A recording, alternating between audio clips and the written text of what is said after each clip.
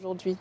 On va commencer par des nouvelles tragiques. Le 3 octobre, dans la ville de Pont-Sondé, au moins 117 personnes ont été tuées, l'un des pires massacres depuis des années. Une attaque attribuée au gang Grand Griffe et les survivants ont critiqué le manque de réaction des autorités parce que ce gang avait déjà annoncé sur les réseaux sociaux ses intentions.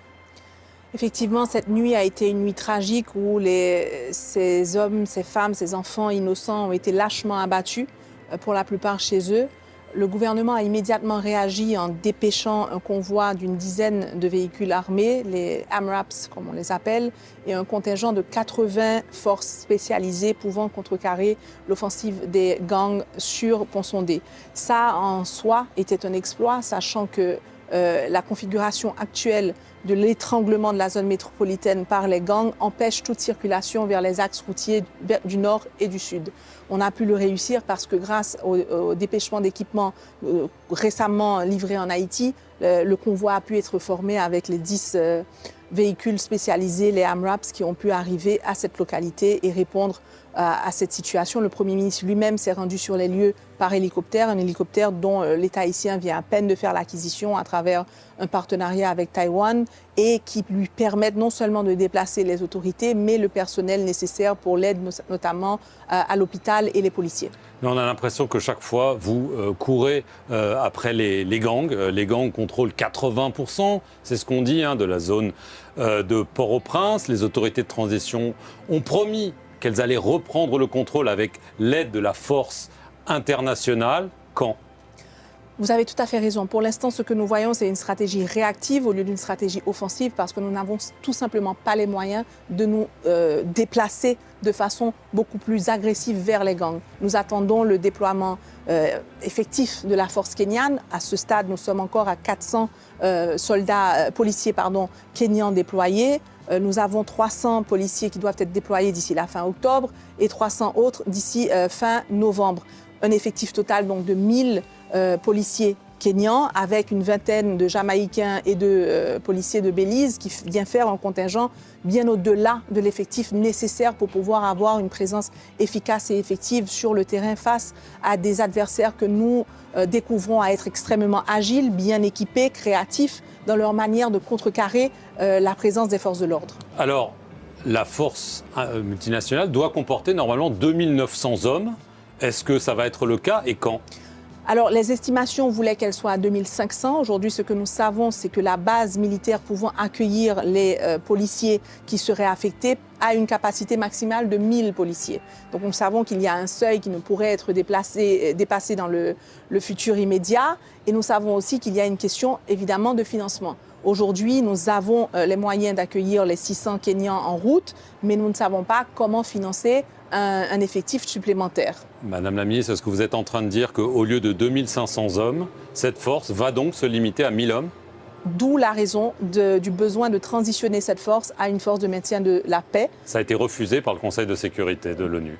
Il y a un an. Mais la demande sera réitérée au vu des actions et des opérations qui ont été lancées avec cette mission multinationale de support. Alors attendez, parce que j'ai quand même du mal à comprendre. On dit que c'est la solution pour Haïti. Il y aura moins de la moitié des effectifs prévus. Donc vous n'allez pas reprendre le contrôle. C'est impossible. Vous allez perdre cette bataille qui déjà est très difficile. Il nous faut absolument que cette transition ait lieu et qu'elle ait lieu rapidement. C'est pourquoi le projet de résolution doit être présenté d'ici à décembre et que nous espérons que les États membres et particulièrement les membres du Conseil permanent comprendront l'urgence que cette décision soit prise en soutien à la population haïtienne qui ne peut plus attendre. Alors, il y a aussi la situation humanitaire, il y a aussi la situation des enfants. J'ai pris quelques chiffres. Selon l'UNICEF, un enfant par minute est déplacé par la violence des gangs depuis cette année. Et selon le Haut Commissariat de l'ONU aux droits de l'homme, le nombre de victimes de violences sexuelles a augmenté. On parle même de viols collectifs d'enfants de moins de 5 ans. C'est vrai tout ça ? La situation humanitaire est tragique. 700 000 déplacés internes. Nous savons aujourd'hui qu'environ 30 à 40% des gangs sont des enfants. Nous savons aujourd'hui qu'il faut absolument répondre à des besoins urgents de réinsertion de ces enfants. Nous savons aussi que dans la zone métropolitaine, 70% de l'infrastructure sanitaire ne fonctionne plus, que les personnes ont besoin de soins pour les dialyses, pour la tuberculose, pour le VIH, n'ont plus accès à ces soins depuis plusieurs mois. Il est extrêmement urgent que l'on puisse à la fois répondre aux besoins de rétablissement de la sécurité, mais en même temps aux besoins de rétablissement des services de base, comme les services de santé et les services éducatifs. Alors, il y a une chose, c'est la situation immunitaire. Là, on parle de viol collectif. Est-ce que vous avez aussi ces informations qu'il y a des enfants de moins de 5 ans? Il y a des viols collectifs et nous savons que la violence basée sur le genre en particulier a drastiquement augmenté. On a enregistré de janvier à mai 2024 4000 cas de viols sur les femmes. Alors, vous avez parlé du manque de moyens pour la force internationale, financiers et humains. Au niveau humanitaire, d'après Action contre la faim, seul un tiers de vos besoins de financement sont assurés. Qu'est-ce que ça veut dire concrètement? Ce que ça veut dire, c'est que nous avons énormément d'efforts à faire pour percer dans un environnement où il y a énormément de compétition pour l'aide humanitaire, énormément de saturation sur des conflits qui occupent Gaza, l'espace. l'Ukraine. Exactement. Et l'enjeu pour nous est de pouvoir communiquer qu'Haïti est aussi mériteux de l'appui et du soutien de la solidarité internationale, que les enfants haïtiens ne méritent pas moins que les enfants de l'Ukraine ou de Gaza. Et surtout qu'en Haïti, il y a encore une véritable opportunité de résoudre cette problématique et de la résoudre rapidement. Nous parlons de 27 750 km², nous parlons de 12 millions d'habitants. Il n'y a rien d'irréalisable, il n'y a rien d'impossible si seulement nous avons les moyens adéquats au moment opportun pour répondre à la crise. Sinon, Haïti va être déclaré en famine. Nous craignons que d'ici quelques mois, nous puissions déclarer pour la première fois dans l'hémisphère américain famine si nous n'avons pas l'accompagnement nécessaire et que nous sollicitons depuis plusieurs mois maintenant pour 5,5 millions de personnes en situation d'insécurité alimentaire. La moitié de la population. La moitié de la population. Il y a des tensions avec votre voisin, la République dominicaine. Pourtant, le président dominicain Luis Abinader avait voulu normaliser les relations. Je rappelle que les frontières, il les avait fermées l'an dernier. Et là, le 2 octobre, le gouvernement annonce qu'il va expulser 10 000 Haïtiens par semaine. Il l'a non seulement annoncé, mais il a commencé à le faire. Votre réaction? Évidemment, nous regrettons énormément cette décision du président Abinader. Elle vous a surprise? Elle nous a surpris étant donné qu'il avait été conclu qu'il y aurait un climat de rapprochement entre les deux pays et que cette date du 2 octobre marque l'anniversaire d'un massacre tragique à l'encontre des Haïtiens qui avait été conduit par un dictateur dominicain, Trujillo, et que la décision d'appliquer une telle politique migratoire souveraine, soit-il, mais qui porte en elle des caractéristiques discriminatoires, où nous voyons déjà dans le flux la manière de rapatrier les personnes, que leurs droits fondamentaux ne sont pas respectés, que le seul mécanisme de sélection semble être la couleur de leur peau, et qu'ils arrivent en dehors de tous les prescrits des traités internationaux établis en la matière, c'est-à-dire en dehors des points et des zones établies pour le rapatriement, en dehors des heures établies et sans aucun registre, nous permettons de certifier qu'ils sont effectivement de nationalité haïtienne. C'est d'ailleurs le cas, nous avons déjà reçu des citoyens jamaïcains, américains, Belize qui ont atterri en Haïti. C'est du racisme d'État. Par le simple fait que leur peau était noire.